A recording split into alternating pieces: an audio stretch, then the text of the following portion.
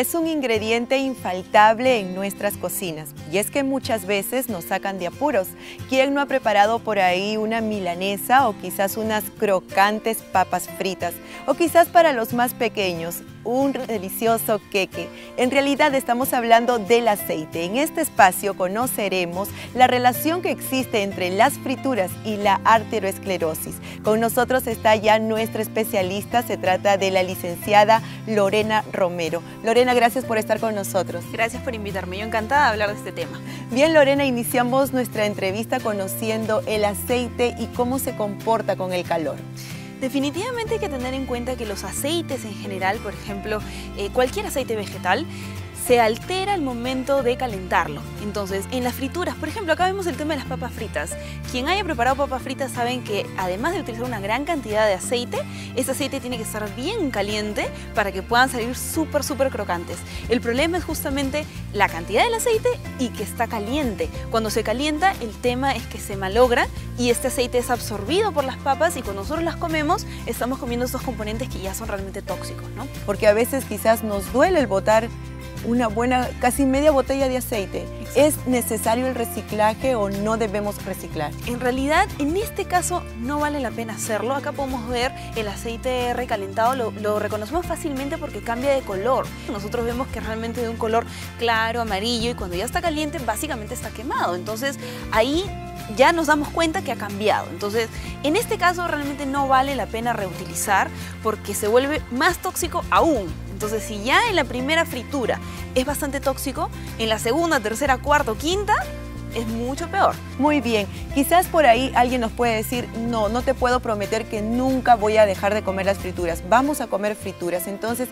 ¿qué temperaturas utilizar? Porque hay personas que utilizan temperaturas muy altas y llegan a un extremo, o quizás personas que utilizan temperaturas muy bajas. ¿El aceite tiene un equilibrio en la temperatura? Sí, definitivamente a más altas temperaturas se malogra más rápido y más. Entonces, a temperaturas más bajas, lo que se malogra del aceite es menos, pero igual se malogra. Entonces, realmente la mejor opción a las frituras, si es que se quiere hacer, por ejemplo, papas fritas, se pueden hacer una especie de papas fritas, entre comillas, pero al horno, por ejemplo. Entonces, ahí nos ahorramos el tema de la fritura, nos ahorramos el tema del aceite y podemos tener unas papas que son bastante parecidas, pero muchísimo más saludables. Entonces, en ese caso, esa sería mi recomendación en ese sentido. Por otro lado, hay algunas personas que nos indican, yo como frituras saludables y para ello utilizo aceite de oliva. ¿Eso es cierto?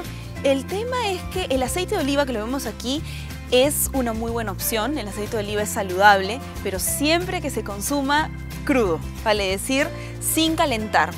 Por ejemplo, yo me preparo mi ensalada con estas verduras y le agrego aceite de oliva, le puedo agregar una buena cantidad y ahí está excelente. Ahí me da todos los nutrientes. El tema es que si yo lo caliento, pierdo las propiedades, lo malogro y ya no tiene los mismos beneficios. Entonces, aceite de oliva sí, pero siempre a temperatura ambiente. Hay algunas personas que dicen, está bien, dejo las frituras, pero no me quites mi postre. Aquí, por ejemplo, tenemos muchos postres en el cual quizás ni pensamos que se ha invertido el aceite en su preparación. Exacto. El tema es que cuando nosotros vemos queques, tortas, automáticamente pensamos en azúcar. Y de hecho tenemos razón en pensar en azúcar porque básicamente si lo simplificamos, esto es 50% azúcar y 50% grasa, en realidad. Wow. Entonces, y bueno, y colorantes en el caso, por ejemplo, de esta torta.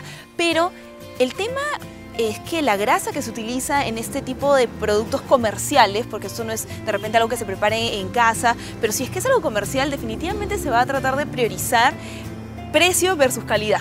Entonces, la grasa que se utiliza para desarrollar ese tipo de productos no es necesariamente la mejor. Entonces, se puede utilizar aceite vegetal, se puede utilizar margarina, por ejemplo, que la margarina no es recomendable, pero que es mucho más barata que otras grasas. Entonces, ahí básicamente estamos consumiendo azúcar, como les decía, y grasa que no es de buena calidad. Y encima que no es de buena calidad, está calentada.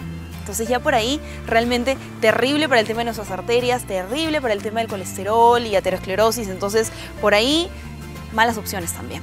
Una mala opción quizás de nosotros los adultos de premiar a los chicos con este tipo de premios, ¿no?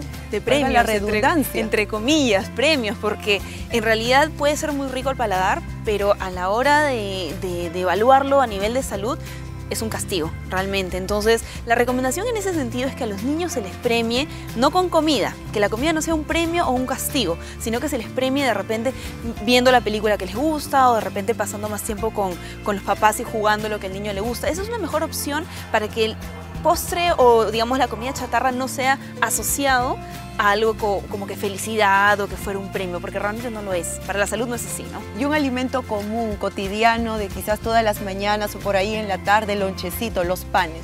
Sí, los panes y este tipo de bollería en general, ¿no? Acá también lo primero que pensamos es en harina y definitivamente estamos bien al pensar que es harina porque principalmente tiene un buen componente de harina, pero también, al igual que los queques, tiene buena cantidad de grasa. Por ejemplo, en el caso de aquí, que tiene esta crema, principalmente es grasa, o en el caso de esta bollería que tiene embutido, básicamente es grasa. Entonces, aquí pasa más o menos lo que pasa con los queques y tortas. Se utilizan generalmente grasas que no son de la mejor calidad y que al estar calientes también se malogran, ¿no? Entonces, si es que se quiere consumir pan, la mejor opción o la opción menos mala es en todo caso recurrir a pan integral, ¿sí? Que igual tiene la harina, igual tiene la grasa dentro de su composición, pero tiene al menos la fibra, que es un componente que nos ayuda en todo caso a disminuir el impacto negativo. Si es que igual somos paneros y nos encanta comer el pan, al menos la opción de pan integral es mejor que cualquier una de estas bollerías que son mucho más grasosas, ¿no?